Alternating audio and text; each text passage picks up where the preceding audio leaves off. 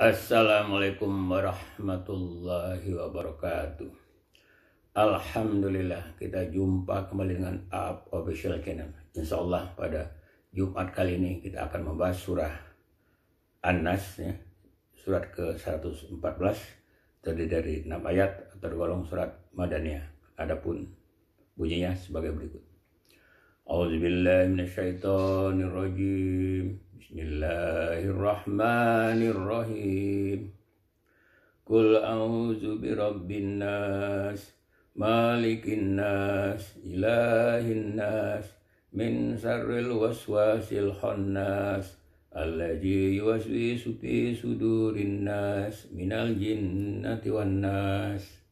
Artinya, katakanlah, aku berlindung kepada Tuhan yang memelihara dan menguasai manusia.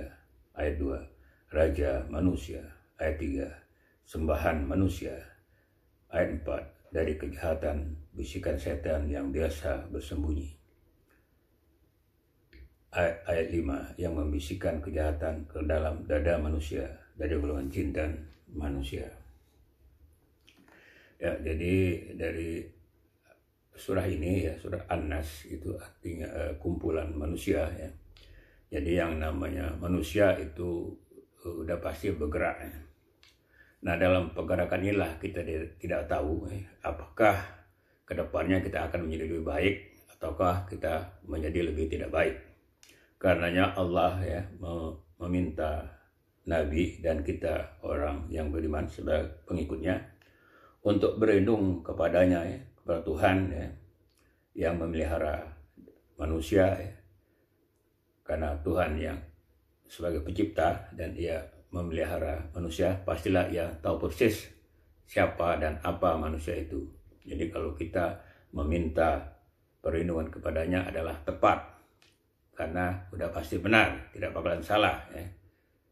Karena seluk-beluk hal ihwal dan lain sesuatu tentang manusia itu Allah mengetahuinya. Jadi Allah akan memberikan petunjuk bagaimana cara kita melaksanakan kehidupan, kita bergerak ke depan ya, kalau kita minta perlindungan kepada Allah. Allah juga adalah rajanya manusia, rajanya manusia. Jadi rajanya manusia yang sesungguhnya ya, bukan raja di dunia ini yang hanya sementara ya. Raja-raja yang ada di dunia ini kan hanya sementara ya, tidak selamanya. Nantinya dia juga akan berakhir ya. Tapi rajanya manusia Allah Subhanahu wa taala ialah suatu zat yang abadi ya, yang tidak berakhir ya. Dan rajanya manusia ini adalah rajanya manusia yang tunggal ya, yang merupakan juga adalah sembahan kita ya, sembahan manusia. Iyyaka na'budu wa iyyaka nasta'in, kepada Allah kita beribadah ya, atau menyembah kepada Allah. Allah lah kita mohon pertolongan. Jadi jangan sampai kita menyembah, beribadah ya, ruku dan sujud ya, kepada yang bukan selain Allah. Karena kalau itu dilakukan itu sudah terkategori syirik ya, atau mensekutukan Allah ya. Jadi kita diminta untuk meminta perlindungan kepada Allah dalam rangka bergerak ke depan, karena kalau tidak kita akan tergoda oleh bisikan setan yang biasa bersembunyi.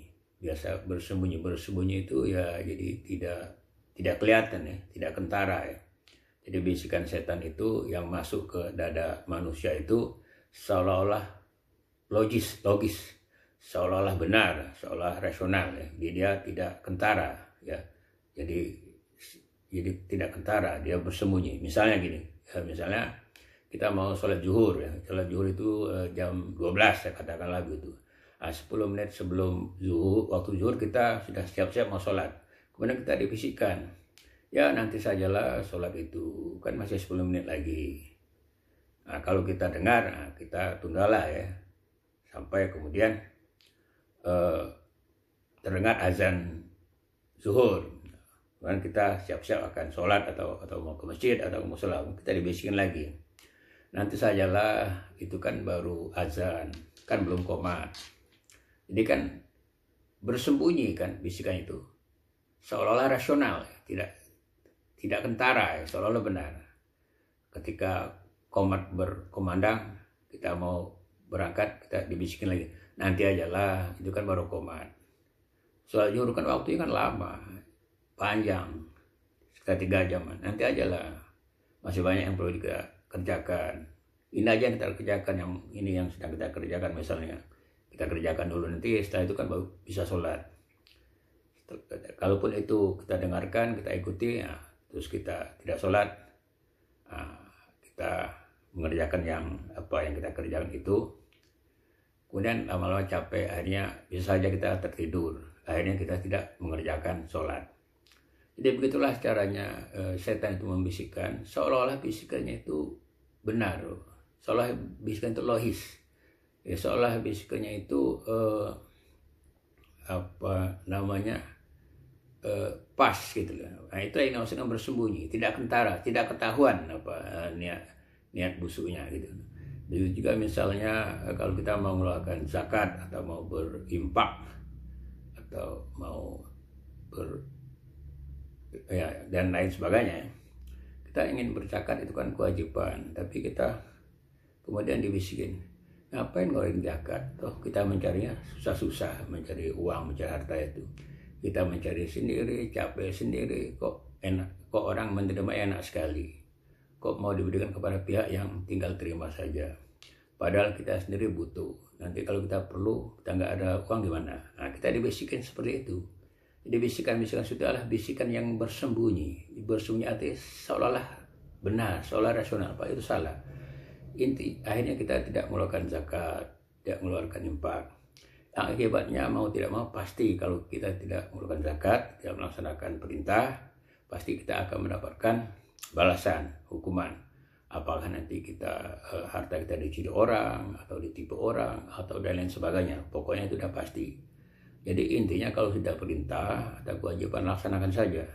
Tidak usah berpikir 2-3 kali, karena kalau kita berpikir 2 kali nanti akan masuk bisikan-bisikan yang seolah-olah benar. Sebagaimana misalnya Nabi Ibrahim, ketika dia diperintahkan oleh Allah untuk meninggalkan istrinya dan anaknya di Mekah, di Mekah itu kan suatu lembah kematian, karena orang nggak bisa hidup di sana, karena udaranya dingin sekali, panas sekali, ini oleh dua lembah, 2 gunung, tidak bisa bercocok tanam di sana dan sebagainya. Jadi kalau Nabi Ibrahim berpikir 2 kali, dia mungkin akan tidak jadi meninggalkan anak dan istrinya di Mekah itu. Tapi karena itu perintah Allah, dia tidak berpikir 2 kali, ya dia tinggalkan saja, dan kemudian dia terus melaju tanpa menoleh ke belakang ke anak istri. Karena kalau dia menoleh, bisa saja dia sebagai manusia akan iba dan akan masuk bisikan setan, berarti dia akan tergoda, bisa saja dia tidak melaksanakan perintah Allah.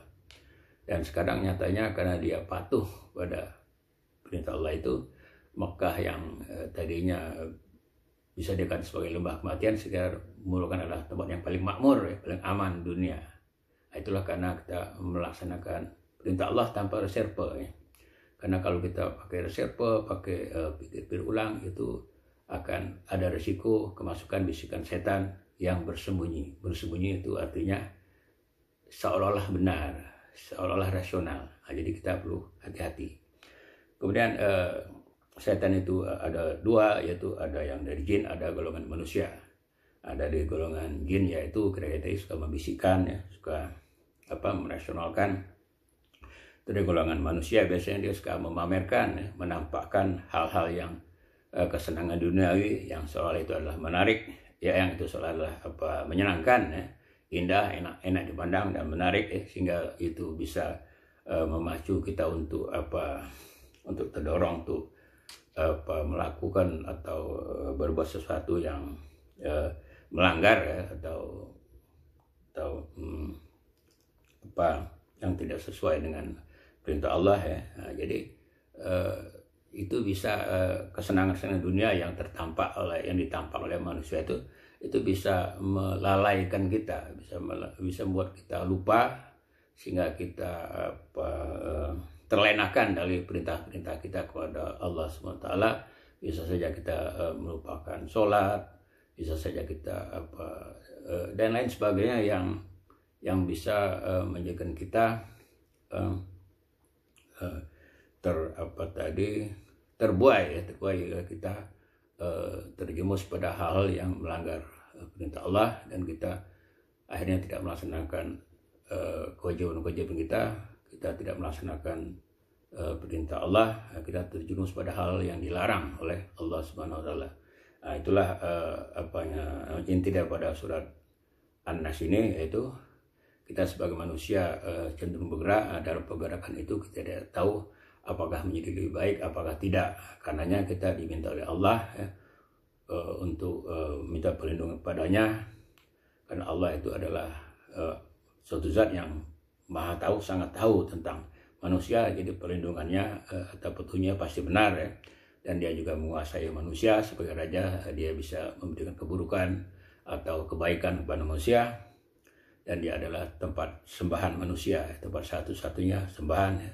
Tempat beribadah, tempat kita mengutarakan curhat apa-apa yang ada masalah kita ya. Jadi tidak boleh kita menyembah ya, beribadah, ruku dan sujud kepada selain pada Allah ya. Agar supaya kita terhindar dari bisikan setan yang bersembunyi. Yang bersembunyi itu yang dia sangat lihai ya, menyembunyikan nasihat-nasihatnya atau bisikan-bisikannya yang seolah-olah bisikan-bisikan itu adalah benar, daripada itu adalah menjerumuskan ya. Yang terdiri daripada jin dan manusia. Manusia itu setan dalam bentuk manusia itu biasanya dia akan mempengaruhi manusia dalam penampakan atau perwujudan atau memamerkan hal-hal yang seolah-olah menarik, seolah-olah menyenangkan, seolah-olah bagus. Di balik itu adalah menjerumuskan kita kepada hal yang dilarang oleh Allah. Demikianlah apa yang dapat saya pahami, mudah-mudahan bermanfaat. Kurang lebih mohon maaf. Assalamualaikum warahmatullahi wabarakatuh.